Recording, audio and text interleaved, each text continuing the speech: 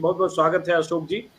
एक overall picture भी आपके जरिए जानना चाहेंगे, और ऐसे भी जब बीजेपी ने 400 पार का नारा दिया, जिसको प्रधानमंत्री ने खुद ही बाद में कहा कि वो समझ ही नहीं पाए विपक्ष की मैं क्या कह रहा हूं, विपक्ष इसी लड़ाई में उलझा रहा कि 400 पार होगा कि नहीं, 400 पार होगा कि नहीं। और ये भी सही है कि बहुत सारे लोग इस नैरेटिव में उलझे रहे कि 272 बीजेपी अपने पाएगी कि ना पाएगी। 300 पार के भविष्यवाणी बहुत सारे लोगों ने की हुई है। पहले मैं आपसे ओवरऑल जरा समझना चाहूंगा, 6:30-7 से एग्जिट पोल आने लगेंगे तो दिशा एक दिखने लगेगी। अलग बात है एग्जिट पोल पर बहस कर ले, कई बार सही कई बार गलत, वो भी 20 साल में बहुत हुआ, लेकिन ओवरऑल तस्वीर उन मुद्दों के साथ जिन मुद्दों पर ये चुनाव हुए, जो मुद्दे चुनाव के दौरान उठे, जिन मुद्दों को प्रधानमंत्री मोदी ने उठाकर भटकाने की कोशिश की, महंगाई और बेरोजगारी को के सवाल को, ओवरऑल आपका आकलन विश्लेषण अशोक वानखेड़े। देखिए अजीत जी, इस चुनाव में पहली बार हुआ कि प्रधानमंत्री जी के नैरेटिव नहीं चले। उन्होंने बहुत प्रयास किया कि विपक्ष उनके नरेशन पे आ जाए और उनके साथ बात करें, फिर चाहे राम मंदिर हो, चाहे मुसलमान हो, चाहे हिंदू हो, पाकिस्तान हो, ये तमाम बातें उन्होंने की। फिर उन्होंने कहा कि वो उलझता रहा, कभी उलझा नहीं है। कोई विपक्ष इसलिए नहीं कह रहा था कि वो 400 पार होने नहीं जा रहे। विपक्ष ने तो उनकी कोई बात ही नहीं की। विपक्ष ने प्रधानमंत्री के किसी नरेशन को खरीदा ही नहीं, और प्रधानमंत्री नरेशन नहीं बिक रहा है करके रोज बदल रहे थे। और उनका फ्रस्ट्रेशन, उनके बदलने हुए जितने वो बिलो द बेल्ट जा रहे थे, जितना छिछोरापन आ रहा था बातचीत में, उससे लग रहा था कि उनके हाथ से बाजी निकल रही है। उनका एक फ्रस्ट्रेशन है। विपक्ष अपने नरेशन पे बना रहा है। विपक्ष ने महंगाई, बेरोजगारी और संविधान, ये 3 चीजों पे लगातार खेलता रहा, और ये तीनों चीजें लोगों को अपील होती रही। इसलिए 42 डिग्री के टेम्परेचर में, जहां संसाधन नहीं है, इसके बावजूद लाखों की तादाद में लोग आ रहे हैं, और प्रधानमंत्री के यहां सारे संसाधनों के बाद चेयर खाली रह रही। ये सबसे बड़ा पहला चुनाव है जहां नरेंद्र मोदी जी का कुछ नहीं चल पाया। अब वो कहते हैं कि भाई विपक्ष 400 में उलझा रहा। विपक्ष कोई 400 में उलझा नहीं रहा। विपक्ष ने कभी नहीं कहा, जब कोई पूछता था कि भाई ये 400 पार, वो हंसते थे, बोलता था वो ऐसे ही कहते हैं। लेकिन विपक्ष ने अपनी लाइन नहीं छोड़ी, पहली बात ये। दूसरी बात, उत्तर प्रदेश की जब बात कर रहे थे अभी बड़े भाई, तो उसमें एक चीज मुझे उत्तर प्रदेश में और दिखी कि बीजेपी में कहीं ना कहीं अंदरूनी विद्रोह था। बीजेपी के नेता ही एक दूसरे को सुन नहीं रहे थे। जो एक डिसिप्लिन्ड पार्टी थी, वो अनडिसिप्लिन्ड जगह जगह दिख रही थी। राजपूत ठाकुर लॉबी का एग्रेसिव होना सरकार के प्रति, उसने कई सीटें बिगाड़ दी। जो उम्मीदवार बाहर से थोपे गए, वो लोकल लोगों ने उन्हें साथ नहीं दिया। ये भी कई फैक्टर्स थे। और रही लाभार्थियों की बात, तो लाभार्थी हो सकते हैं कुछ है, लेकिन लाभार्थी अब आदी हो गए हैं। अब 5 किलो अनाज वो तो अपना अधिकार समझने लगे हैं। इसके बाद क्या? कांग्रेस ने बोला हम 10 किलो देंगे। यदि लाभार्थी 5 किलो पे ही खुश होते तो फिर कांग्रेस का 10 किलो वाला नरेशन ज्यादा अच्छा है बाय करने के लिए। कुल मिला के जब पूरे उस नरेशन को बाय किया या नहीं, और वो उस नरेशन के आधार पर चुनाव हो रहा है कि नहीं। माफ करिए, मैंने वही कहा। राहुल गांधी ने अपने भाषण में 10 किलो कहना शुरू किया। मुझे एक आदमी नहीं मिला पीठ पर घूमते हुए जो 10 किलो की बात करो, वो बात गई नहीं आखिरी दौर में। नहीं, सवाल मैंने ये कहा क्योंकि वो अनाज का इंपॉर्टेंट है ही नहीं। बात अनाज का इंपॉर्टेंट नहीं है। कुछ चंद, ठीक है, कुछ एरिया में कुछ महिलाएं गरीब कहती है कि 5 किलो अनाज दिया, लेकिन बाय एंड लार्ज जिनके यहां बेरोजगारी है, जो महंगाई से त्रस्त है, और खासकर दलित समाज जो इंडिया गठबंधन से छुटका हुआ था, जो बीजेपी का एक कोर वोटर बनते जा रहा था, वो संविधान को लेके बैकफुट पे आ गया। और ये संविधान का मामला कन्याकुमारी से लेके जम्मू कश्मीर तक आपको दिखाई देता है। एक महंगाई, बेरोजगारी और संविधान, ये 3 चीजें हर राज्य में इंपैक्ट करता है। बाकी लोकल इश्यूज तो है ही। क्या मतलब, क्या उत्तर प्रदेश में लखनऊ वर्सेस दिल्ली नहीं चल रहा था? जब विपक्ष ये कह रहा था कि प्रधानमंत्री बनने जा रहे हैं अमित शाह, तो सारा पूरा बीजेपी टूट पड़ा, नहीं मोदी जी रहेंगे। लेकिन जब उनने कहा कि योगी जी भी जाएंगे, तो योगी जी रहेंगे किसी ने नहीं बोला।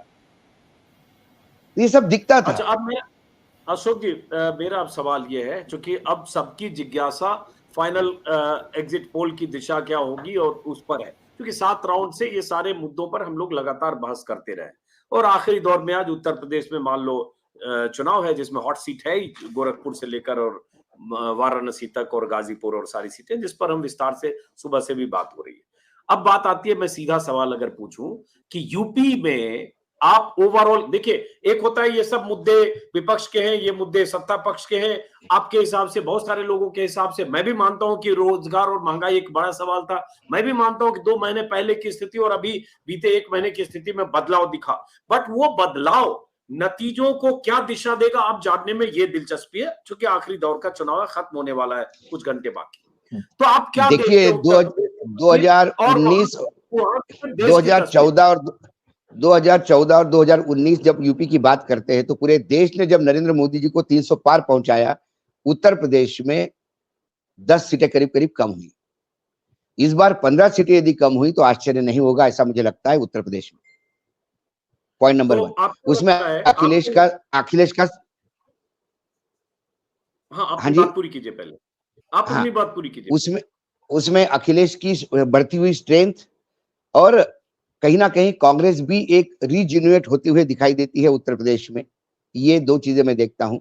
और ओवरऑल यदि देखा जाए तो मोटे मोटे तौर पे कर्नाटक में यदि 10 का लॉस है, महाराष्ट्र में 20 का लॉस है, तेलंगाना, छत्तीसगढ़, मध्य प्रदेश, राजस्थान, हरियाणा, ये सब मिलके मैं 15 का लॉस मानता हूं।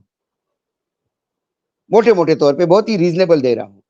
तो 30 और 15 45 हो जाते हैं।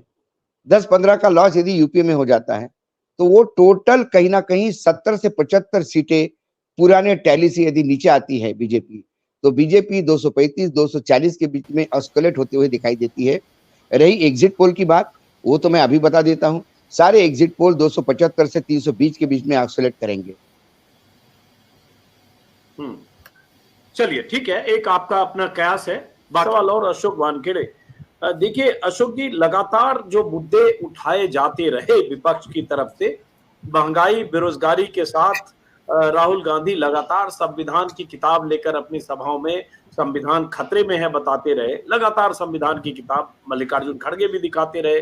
आरक्षण का सवाल, आरक्षण का जवाब भी प्रधानमंत्री मोदी देते रहे। प्रधानमंत्री मोदी ये कहते रहे कि आज अंबेडकर आ भी जाए तो भी संविधान खतरे में नहीं है, क्योंकि वो एक नैरेटिव प्रधानमंत्री को लगा कि जिसका काउंटर करना है। लेकिन उसके बाद तमाम बहस है। अब मैं फिर कह रहा हूं, शाम को एग्जिट पोल और उसके बाद 4 जून को नतीजे।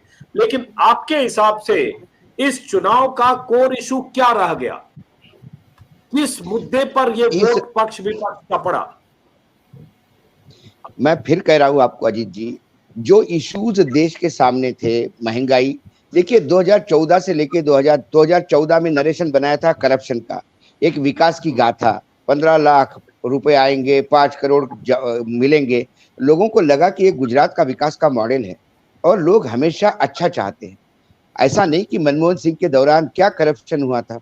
ये 10 साल सरकार है, मनमोहन सिंह पे जितने सीएजी से जितने आरोप थे, कितने लोग जेल में गए।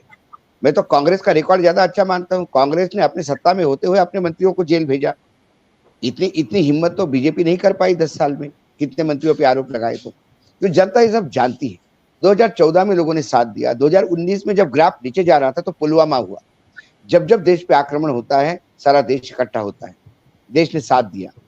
इस बार पुलवामा होने का चांस नहीं था। इस बार क्या बेचेंगे, सवाल ये था।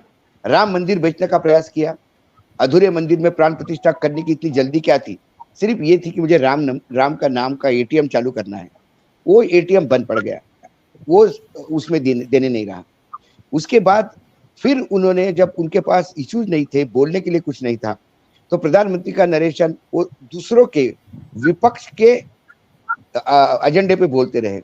विपक्ष ने क्या, कांग्रेस का मैनिफेस्टो शायद ही कोई जनता के पास चला जाता, लेकिन मोदी जी ने कांग्रेस का मैनिफेस्टो घर घर पहुंचाया, ये बोल के कि ये मुसलमानों को दे रहे। लोग ढूंढ रहे थे मैनिफेस्टो कहाँ है, लोग नेट पर ढूंढ रहे थे कि क्या कहा कांग्रेस ने, कौन सा मंगलसूत्र देने जा रहा है। वो बुरी तरह से फेल हुआ। उसके बाद फिर उन्होंने कहा कि पाकिस्तान में लोग चाहते हैं कि राहुल गांधी बने।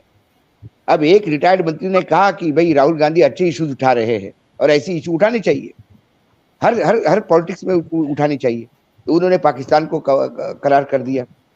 हर जगह पे हिंदू मुसलमान करने का प्रयास किया और बाद में नड़ गए। उन्होंने कहा कि मैंने ज्यादा बच्चे मुसलमान के बोले ही नहीं। तो फिर कांग्रेस ने गलत क्या किया? पैसे वाले हिंदुओं से यदि गरीब हिंदुओं को पैसा दिया तो गरीब हिंदू तो बिल्कुल कांग्रेस के पीछे खड़ा हो जाएगा। वो अपने ही नरेशन में उलझते गए और आखिर तक, इसलिए वो बीजेपी इस बार कोई इशू बना नहीं पाई। तो जब बीजेपी मार्केट से आउट है इशू बनाने में, तो जो गठबंधन जिसको कमजोर कहा जाता था, इंडिया गठबंधन कमजोर है, इंडिया गठबंधन अब विपक्ष में कोई दम नहीं है, उन्होंने जो नरेशन बनाया वो लिया। और ये लोगों की भीड़ बताती है। क्या हम जानते नहीं कि बसें मिलने नहीं देती है? जहां बीजेपी की सरकार है डबल इंजन की, वहां विपक्ष को गाड़ियां नहीं मिलती। कहीं रैली करने जाओ तो परमिशन नहीं मिलती, ग्राउंड ब्लॉक किए जाते हैं। इतना होने के बावजूद, इतना होने हाँ नहीं, इतना होने के बावजूद यदि लोग उमड़ रहे हैं। नासिक में क्या हुआ? महाराष्ट्र में 22 सभाएं की प्राइम मिनिस्टर ने, रिकॉर्ड है शायद देश की आजादी के बाद कोई प्राइम मिनिस्टर इतनी सभा कर पाए महाराष्ट्र में। और 22 सभा में क्या हुआ? कई सभा में वो प्रोग्राम छोड़ के चले गए। नासिक के पास एक सभा में लोगों ने कहा वो सब बात बाद में करिए, पहले प्याज का बताइए। तो जय श्री राम बोल के स्टेज छोड़ के चले गए। ऐसी कई चीजें हैं। ये बताता है कि लोग कितने नाराज हैं। लोगों को अपनी इश्यूज है, कब तक लोग। काउंटर सवाल है, जैसे आपने कहा कि बीजेपी ये सब इशू नहीं बना पाई, लोग कहते हैं नाराज है। इन सब के बाद अगर 4 जून को नतीजे आए, उन नतीजों में बीजेपी एनडीए गठबंधन 250 से 300 के बीच पहुंच जाए तो तब क्या कहेंगे? अगर एनडीए गठबंधन अपने दम पर 272 का आंकड़ा पार कर जाए तो तब क्या कहेंगे? इसका जवाब भी अभी सोच के रखना पड़ेगा ना कि तब क्या कहेंगे अगर 272 गठबंधन पार कर जाए। अजीत जी, मैं ईवीएम मशीन पे तो बात कोई नहीं है, दूसरे पक्ष की भी बात मैं वही से उसी का जवाब दे रहा हूं। मैं ईवीएम पे बात नहीं करूंगा। मैं ये कहूंगा नहीं कि ईवीएम में क्या किया, लेकिन मैं इसको सवाल मैं पहले दिन से उठा रहा हूं कि जो इलेक्शन कमीशन ने परसेंटेज बढ़ाया उसके क्या मायने हैं। चंद्रपुर महाराष्ट्र में एक सीट है जो कांग्रेस की अकेली सीट थी 2019 में, बाळू धानोरकर की, उसकी मृत्यु हो गई, उसके पति को सीट दी गई। उस चंद्रपुर में 10% बढ़ा है, 10% मतदान बढ़ा है, जो बाद में आंकड़े आए। 10% कैसा बढ़ सकता है? और इसमें क्या खेल है? पहले जो 2 फेज हो गए, 12 दिन लगे 2 फेज में, पहले फेज के 12 दिन बाद और दूसरे फेज के 5 दिन बाद, दोनों फेज का जो इकट्ठा आया, जो उसमें अभूतपूर्व बदलाव हुआ, क्या ये खेल क्या था? सवाल ये है। आपने भी इतने साल चुनाव कवर किया, हमने भी चुनाव कवर किए, हम भी जानते हैं कि 17C क्या होता है, 17C लोड क्यों नहीं हो रहा है। ये तमाम चीजें हैं, इसमें पूछना चाहिए इसमें क्या गड़बड़ है। इसका मतलब अशोक जी, आप जो कह रहे हैं कि अगर बीजेपी एनडीए गठबंधन 250 से 300 के बीच पहुंच जाए या 272 का मैजिक फिगर पार कर जाए, तो आप उसमें कंस्पिरेसी थ्योरी देखते हैं, वोट फीसदी बढ़ाना। मैं बिल्कुल मैं देखिए अजीत जी, आप भी घूमे हैं, पूरा उत्तर प्रदेश घूमे हैं, आप कई जगह घूमे हैं। मैं महाराष्ट्र भी घुमा हूं, कर्नाटक भी घुमा हूं, मैं कई राज्य घुमा हूं और मैंने देखा है, फीलिंग देखी है। महाराष्ट्र में आज कोई, इवन बीजेपी के लोग ये नहीं कहते, आज एकनाथ शिंदे के लोग नहीं कहते, अजीत पवार के लोग नहीं कहते कि हम वहां पे सीटें ला रहे हैं। सिंगल डिजिट पे आ रही है बीजेपी वहां पे, पूरा कुनबा। इसके बावजूद यदि वो 40 सीटें ले जाए तो महाराष्ट्र में आंदोलन होगा, लोग चुप नहीं रहेंगे। ये होता है। चलिए, कि अगर सीट कम भी हो गई बीजेपी के अकेले, तो भी उनके पास एलाइज हैं, उनके पास टीडीपी है, जो कहा जा रहा है इस बार बेहतर परफॉर्मेंस कर रही है आंध्रा में, जरूरत पड़ने पे नवीन पटनायक भी है, चाहे आमने सामने लड़ रहे हैं, तो सरकार बनने की दिशा तो उनकी दिख रही है अगर योगेंद्र यादव के पैमाने पर देखूं तो। देखिए अजीत भाई, अभी तक आप ये पूछ रहे थे कि सीटें किसकी कितनी आएगी, सरकार बनने पे बात नहीं हुई थी। मैं ये कह रहा हूं कि 235 पे भी बीजेपी सरकार बनाने का प्रयास करेगी। क्यों नहीं करेगी? सबसे बड़ा राजनीतिक दल बीजेपी होगा इस चुनाव में, इसमें कोई दो मत नहीं। वो हम मैजिक फिगर पे जा ही नहीं रहे। मैं तो मेरे फिगर पे अड़ा हूं। सपोज मैं 235 पे बोल रहा हूं, 235 पे यदि पार्टी आती है और पार्टी के अंदर घमासान होकर कोई नया नेतृत्व उभरता है, वो नए एनडीए का गठबंधन करेगा। उसके साथ हो सकता है कि मोदी जी की वजह से कई लोग नहीं जा रहे, लेकिन कोई नया नेतृत्व आता है तो उसके पीछे लोग यदि खड़े हो गए बाकी राजनीतिक दलों के, तो वो एक सरकार बन सकती है। दूसरा सिनेरियो ये है कि 235 में एक माइनॉरिटी गवर्नमेंट बना ले, मोदी जी शपथ ले। बीजेपी ने तय कर लिया कि मोदी जी ही शपथ लेंगे, तो फिर ठीक है, मोदी जी शपथ लेंगे, अविश्वास प्रस्ताव का समय मिलेगा। उसी समय में जो अभी गौतम दा कह रहे थे, ये सारे ऑपरेशन होंगे, कई लोग इस्तीफा दे देंगे, स्ट्रेंथ कम हो जाएंगे हाउस की, कई चीजें करेंगे। ये मोदी जी इतने इजीली सरकार छोड़ेंगे नहीं। दूसरी बात है, एनडीए का कुनबा जो है वो कितना इंटैक्ट रहता है चुनाव के नतीजों के बाद, ये भी देखना है। जैसे अभी एक इंटरव्यू में आम आदमी पार्टी के केजरीवाल जी ने कह दिया कि हाँ ठीक है, मोदी जी के खिलाफ हम एक हो गए, शादी थोड़ी की है, मतलब परमानेंट थोड़ी है, हम तो हमारी अपनी फिर लाइन अलग ले सकते हैं। रही बीजेडी की बात, भले ही लोग कहे कि बीजेडी आमने सामने है, लेकिन मैं जितना उड़ीसा को जानता हूं, आप जितना हमला आपने पांड्यान पे किया, वो बीजेपी ने अपने ताबूत में कील लगवा ली वहां पे। पांड्यान ही वहां पार्टी चलाता है और पांड्यान ही सब कुछ है, ये सबको पता है। आपने सीधा पांड्यान पे हमला करके ये बात तय कर ली, आपने वो रस्सी काट दी। मुझे नहीं लगता कि बीजेडी यदि वहां अच्छी सीटें निकालने के बाद भी बीजेपी के साथ खड़ी होगी किसी भी काउंट। और खासकर जब व्यक्तिगत हमला किया हेल्थ को लेके, और जिसके लिए वीडियो रिलीज करना पड़ा नवीन पटनायक को, वो बहुत बिलो द बेल्ट गया है। ओडिशा के तमाम कैडर ने वो नरेंद्र मोदी जी का वो स्टेटमेंट कि इनके खिलाफ इनका षड्यंत्र हो रहा है, ये बहुत बुरी तरह से लिया है। और ये उड़ीसा में पांड्यान पहली बार नहीं है। इसके पहले जब नवीन के पिताजी वहां पे मुख्यमंत्री थे, तो वहां प्यारी अंकल थे, प्यारी बाबू थे, वो सरकार चला रहे थे। वहां तो ऐसी सरकार तो ब्यूरोक्रेट ही चलाता है। ये सारी मतलब उड़ीसा के लिए नई बात नहीं है। तो कुल मिला के वो उड़ीसा का। दूसरी बात, टीडीपी का भी रिकॉर्ड है, वो जिसके साथ चुनाव लड़ता है उसके साथ सरकार में भी नहीं रहता, ये भी रिकॉर्ड है। बाकी एनडीए में कौन है? एकनाथ शिंदे है 13 सीटों के साथ, उसके 3 सीटें आना मुश्किल है। उसके बाद जनता दल यूनाइटेड कितना सीट लाता है? तो ये जो 40 सीटें दे रहे हैं एनडीए के बाकी गठबंधन को, वो तो मुझे कहीं दिखाई नहीं देता, कोई कैलकुलेशन में दिखाई नहीं देता। तो कुल मिला के मैं ये नहीं कह रहा हूं कि सरकार बीजेपी नहीं बना रही है, मैं तो आज भी कह रहा हूं कि 235 पे भी बीजेपी सरकार बनाएगी। एनडीए के बाकी चंडीगढ़ गठबंधन को जो दे रहे हैं, एक सेकंड रुकिएगा, वो उन्होंने उसमें छोटे छोटे दल जो हैं सो हैं ही, जिसमें जेडीयू है, जिसमें बिहार की और छोटी पार्टियां हैं, लेकिन वो टीडीपी को मान रहे हैं योगेंद्र यादव को 10 से 15 सीटें टीडीपी को आ सकती है। बिल्कुल आ सकती है 15 सीटें, लेकिन टीडीपी साथ में रहेगा कि नहीं रहेगा, ये बहुत अहम मुद्दा है। ये कंडीशन अप्लाई है। दूसरी नहीं कंडीशन ये होगी कि टीडीपी का घोषणा पत्र, जिस घोषणा पत्र पे कमल भी छपा हुआ है, साझा घोषणा पत्र है, जिसमें मुसलमानों को 4% रिजर्वेशन और मस्जिदों को 5,000 रुपए महीना मेंटेनेंस और नूरी कारपोरेशन को 100 करोड़ रुपए साल का बजट में प्रोविजन ये दिया है। क्या भाजपा के लिए ये गले में उतरेगा इस संगठन के साथ? और हिंदू मुसलमान के ऊपर ही टीडीपी ने पहले भी बीजेपी का साथ छोड़ा था जब गुजरात में दंगे हो गए थे। क्योंकि जो मुस्लिम मतदाता, हम बार बार कह रहे कि हिंदू मुसलमान होता होगा, राजस्थान में होता होगा, यूपी में होता होगा, बिहार में होता होगा, बंगाल में होता होगा, लेकिन वो हिंदू मुसलमान महाराष्ट्र में नहीं होता, वो हिंदू मुसलमान तेलंगाना में नहीं होता, वो हिंदू मुसलमान उसमें नहीं होता, कर्नाटक में भी नहीं हो रहा है, वो हिंदू मुसलमान जो करना चाहते वो आंध्र प्रदेश में भी नहीं हो रहा है। क्योंकि वहां का जो निजाम का जो एरिया है, आपने कितना उबाल लाया तेलंगाना जाके, कितना उबाल लाया, क्या हुआ तेलंगाना में? आप हश्र पे आ गए। आपको तो सेकंड पार्टी होनी चाहिए थी, बीआरएस जाती तो बीजेपी आती। कांग्रेस एक मनासन पार्टी जो वहां से आउट हो गई थी, कांग्रेस रिज्यूनेट हुई वहां पे, क्योंकि आपका हिंदू मुसलमान वहां गले नहीं उतरा। तो ये जो नरेशन है हिंदू मुसलमान, ये सिर्फ काउ बेल्ट में हो सकता है, वो भी छत्तीसगढ़ में हिंदू मुसलमान नहीं होगा, मध्य प्रदेश में भी हिंदू मुसलमान नहीं है, आपको राजस्थान में दिखेगा, आपको बाकी जगह पे दिखेगा। क्या हरियाणा में हिंदू मुसलमान होता है? हरियाणा में कितने मुसलमान है, लेकिन हरियाणा में जाट बीना ये पॉलिटिक्स है। तो आपको हर स्टेट का अलग अलग देखना होगा, आप हर स्टेट को एक नहीं कर सकते। महाराष्ट्र में तो हिंदू मुसलमान है ही नहीं। एक दंगे हो गए तो बॉम्बे में दंगे हो गए तो अंडरवर्ल्ड के दंगे थे, सब जानते हैं कि क्या खेल हुआ था वहां पे। सिखों के लिए इंदौर में सबसे ज्यादा दंगे हो गए, तो क्या हम सोचे कि जब पंजाब की राजनीति मध्य प्रदेश को इम्पोज कर रही है? नहीं, वो कुछ चीजें आपको लोकलाइज लेनी होगी। हर राज्य का अपना तासीर है और हर राज्य उस हिसाब से बिहेव करता है। राज्य की अस्मिता बहुत होती है। बंगाल में, महाराष्ट्र में, गुजरात ये राज्य है जहां अस्मिता को लेके बहुत लोग सजग है। साउथ भी अपने अस्मिता, अपनी लैंग्वेज, अपनी सहन खाना पीना, ये सबको लेके बहुत सजग है।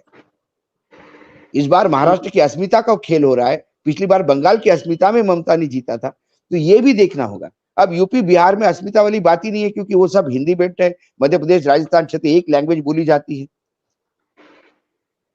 चलिए ठीक तो है, मैं अब अभी भी जरा मानता हूं कि सरकार बीजेपी ही बनाएगी, और यदि नरेंद्र मोदी जी सत्ता में रहे तो वो माइनॉरिटी गवर्नमेंट बनाएंगे, क्योंकि मोदी जी के साथ देने वाले कितने लोग होंगे ये पता नहीं, उन्हें तोड़फोड़ ही करना पड़ेगा। और बहुत जो ये कह रहे थे कि अभी हम लोगों को लेंगे, लेकिन लोगों को आपको फिर 2/3 लेना पड़ेगा, 2/3 नहीं ले पाएंगे तो फिर आपको रिजाइन करवाना पड़ेगा। तो हो सकता है आप हाउस की स्ट्रेंथ ही खत्म करें और फिर अपना चलिए, सरकार माइनॉरिटी सरकार जिए। हाँ, जरा राजकुमार भाटी साहब आ गए, समाजवादी एक आकलन कर रहे हैं कि कर्नाटक में सीटें कम हो सकती है, महाराष्ट्र में सीटें कम हो सकती है, राजस्थान में 2, 4, 6, 8 सब तरह के आंकड़े देने वाले लोग हैं, सीटें कम हो सकती है और किसी सूरत में राजस्थान में कम होगी चाहे जितनी कम हो, किसी सूरत में महाराष्ट्र में कम होगी चाहे जितनी कम हो, किसी सूरत में कर्नाटक में कम होगी चाहे जितनी कम हो, इसमें कम कोई शक नहीं, क्योंकि मैक्सिमाइज की हुई सीटें हैं। तो अब वो कम होती हुई सीटें, उड़ीसा में कुछ बढ़त का आकलन और कहीं से कुछ बढ़त के आकलन के साथ बहुत सारे लोगों को लगता है कि बीजेपी इंक्लूडिंग योगेंद्र यादव अपने दम पर शायद 272 का आंकड़ा पार ना करे। वैसी स्थिति में जो मैंने पहले भी कहा आपसे और उसके बाद एनडीए, तो एक स्थिति फिर तो यही बनती है ना कि अगर 272 का आंकड़ा बीजेपी न भी पार करती है लेकिन सिंगल लार्जेस्ट होके कहीं भी टिक जाती है 260, 65, 55, 70 कहीं भी, तो स्थिति तो यही बनेगी ना कि सरकार फिर एनडीए गठबंधन की बनेगी। आवाज अजीत जी, मैं आपको फिर कह रहा हूं, 270 मतलब 2 सीटें कम, 260 मतलब 12 सीटें कम। मैं उस पे भी नहीं जा रहा हूं, मैं एक्सट्रीम लो लेवल पे जा रहा हूं। जो योगेंद्र जी कह रहे हैं कि 240, मैं उसमें भी 5 माइनस करके 235 कर रहा हूं। 235 पे भी बीजेपी सरकार बनाएगी, ये तय है। मैं ये कह रहा हूं, सवाल है कि सरकार बनेगी कैसे। क्या सरकार माइनॉरिटी रह के हाउस की स्ट्रेंथ करके, क्योंकि नरेंद्र मोदी जी मिली-जुली सरकार चलाने के आदि नहीं है। वो गुजरात में मुख्यमंत्री रहे, पूरी मेजॉरिटी के साथ रहे। वो तेवर झेलने वाले लोग नहीं, उनमें से नहीं। या बीजेपी में ही संघ कोई स्प्लिट करवाता है, बीजेपी के अंदर ही कोई नया नेतृत्व उभरता है, तो मैंने बोला नया एनडीए होगा। सरकार बीजेपी की बनेगी, ये तय है और ये दिखता है मुझे। 235 पे भी सबसे बड़ी पार्टी वो होगी। दूसरी तरफ इंडिया गठबंधन है। इंडिया गठबंधन में अभी बहुत सारा पानी बहना बाकी है। इंडिया गठबंधन में अभी सारे लोग तो एक मोदी जी के खिलाफ तो चुनाव लड़ रहे हैं, लेकिन जब रिजल्ट आएंगे तो फिर हर एक की अपनी एस्पिरेशंस होंगे, हर एक की अपने दावे होंगे। उसके बाद कई कांग्रेस में बीजेपी के सेल बैठे हुए हैं, वो स्टेटमेंट दे के और मामले को गड़बड़ करेंगे। कुछ स्लीपर सेल समाजवादी पार्टी में है, वो भी जवानी जमा खर्च करके और स्पॉइल करेंगे। इंडिया गठबंधन का सरकार बनाना बहुत बड़ी टेढ़ी खीर होगी, बहुत एक्सरसाइज होगी उसमें, क्योंकि ये बहुत बड़ा कुनबा है। वहां पे एनडीए में बीजेपी बल्क में है, उसको यदि चाहिए मदद तो 40 पे, मैं वर्स्ट ऑफ वर्स्ट केस में बोलता हूं कि उनको 40 सीटों की मदद चाहिए होगी। यदि 235 पे भी आती तो 40 सीटों की मदद चाहिए। उसमें नया नायक कौन आता है, यदि मोदी जी के नाम पे 40 नहीं होते तो कोई नया एनडीए का गठबंधन हो सकता है क्या, ये देखने की बात है। 4 तारीख को मैं अभी भी मानता हूं, मैं योगेंद्र यादव को मैं तब से सुन रहा हूं और आपके यहाँ तो लगातार इंटरव्यू कर रहे हैं आप उनको, तो आप योगेंद्र यादव के 272 270 पे अटके हैं।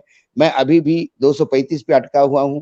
योगेंद्र यादव भी 240 बोल रहे हैं मिनिमम, मेरा मैक्सिमम 235 है। फर्क इतना है 5 सीटों का।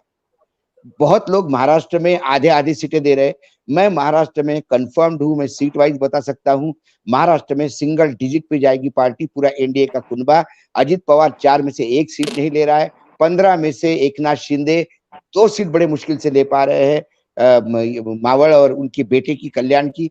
बाकी सुकड़ा साफ है एनडीए गठबंधन का। वहां पे रही बीजेपी अपना वजूद कहां बचा पाती है, और बीजेपी को गठबंधन नहीं हरवा रहा है, बीजेपी को महाराष्ट्र ने बीजेपी ने खत्म किया है, क्योंकि बाहर के लोग इतने आ गए कि बीजेपी वहां विड्रॉ हो गई टोटल। तो गिने चुने सीटें हैं पूरे मुंबई में, पूरे मुंबई में 1 सीट मिल रही है। क्योंकि आपने कहा महाराष्ट्र में सीट बता, महाराष्ट्र का जो डेटा है योगेंद्र यादव का मेरे सामने है। महाराष्ट्र में उन्होंने, आप असहमति बताइएगा आपको जो लगता है।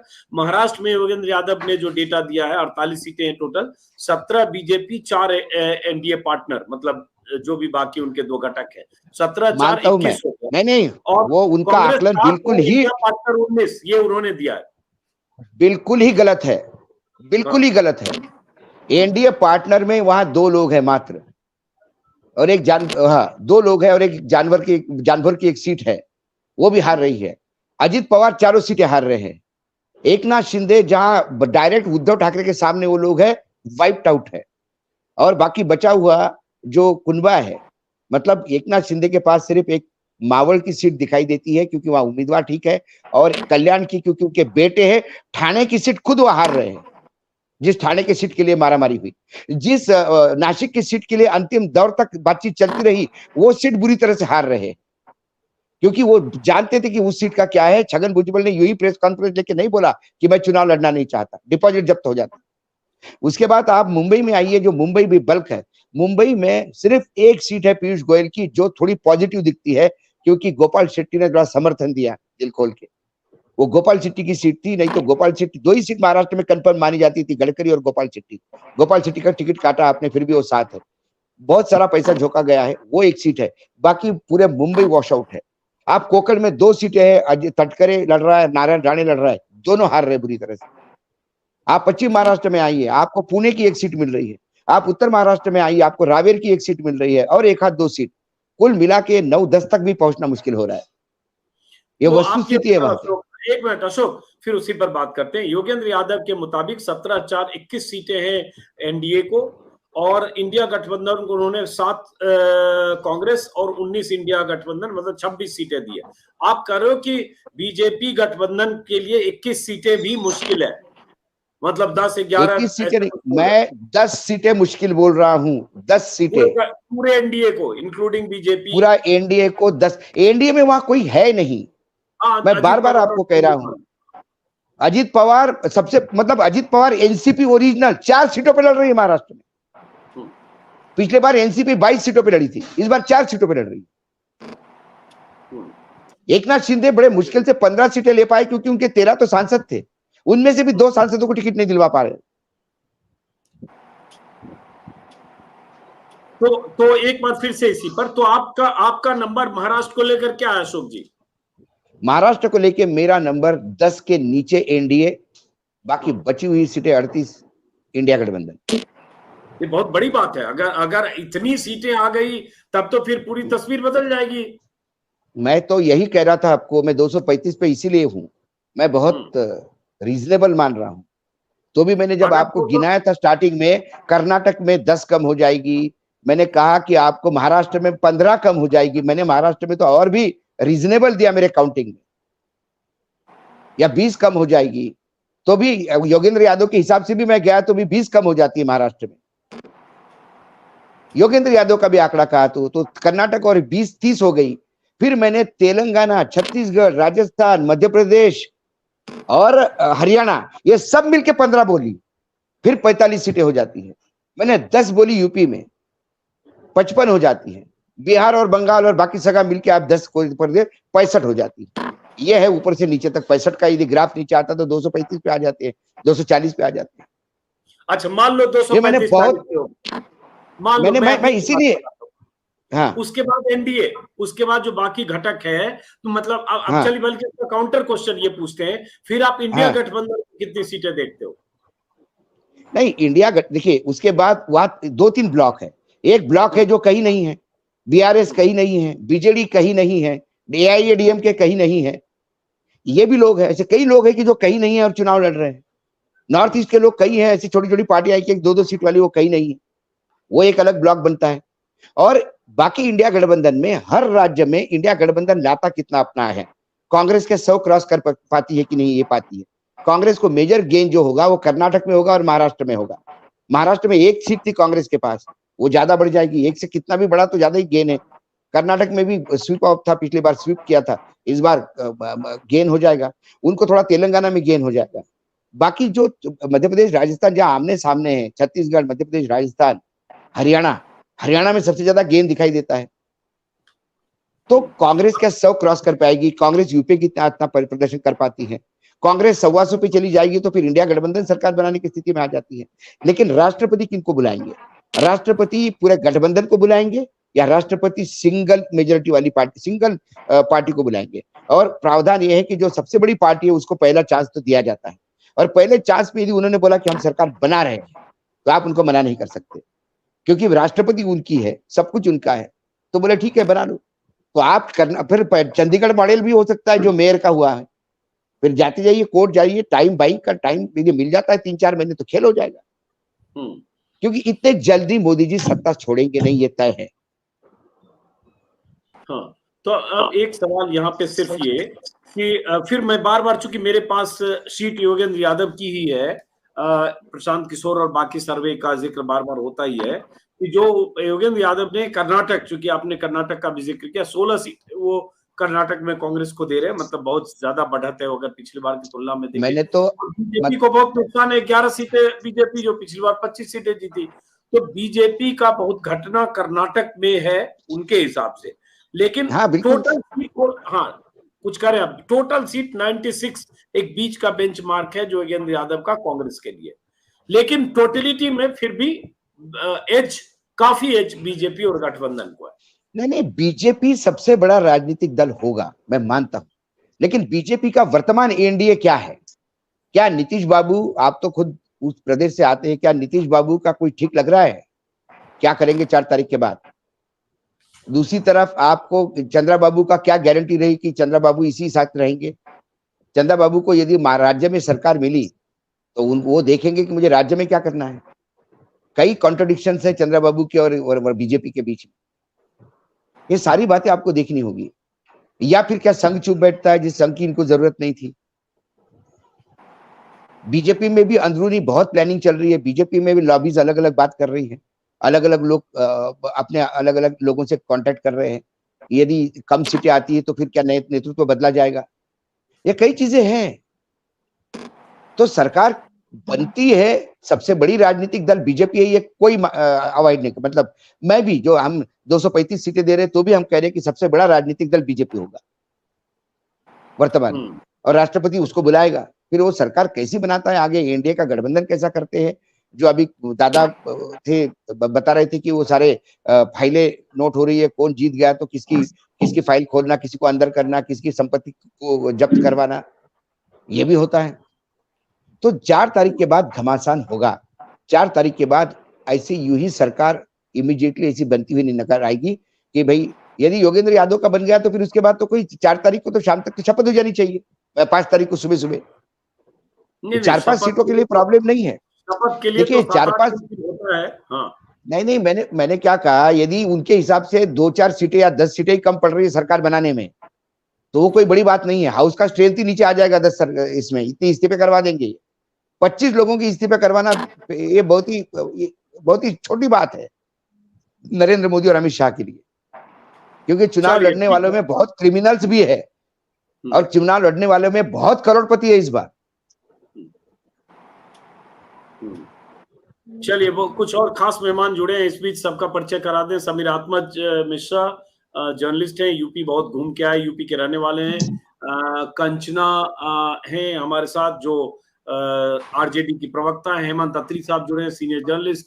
उमाकांत लखेड़ा साहब जुड़े हैं, सीनियर जर्नलिस्ट। और पहले से सुरेंद्र राजपूत हैं। नीलू व्यास आगे बढ़ाएं, उससे पहले एक सवाल मैं ले लूं, चूंकि मेहमानों को नमस्कार करने से पहले। कंचना, चूंकि आप आरजेडी की प्रवक्ता हो, मैं आज अब ओवरऑल ही सबसे बात कर रहा हूं कि ओवरऑल आपको क्या तस्वीर लगती है, क्योंकि अब शाम को एग्जिट पोल आएगा और 4 तारीख को नतीजे आएंगे। कांग्रेस ने कही दिया कि एग्जिट पोल में हम की किसी बहस में हिस्सा नहीं लेंगे, लेकिन अब यह आखिरी वक्त है जब अपने आकलन और अपने दावे और अपने मुद्दे को बताने का। तो आज कुछ देर पहले हम जन जिज्ञासु से भी बात कर रहे थे, बिहार की 40 सीट के मद्देनजर आपका आकलन, आपका दावा। देखिए, ओवरऑल सर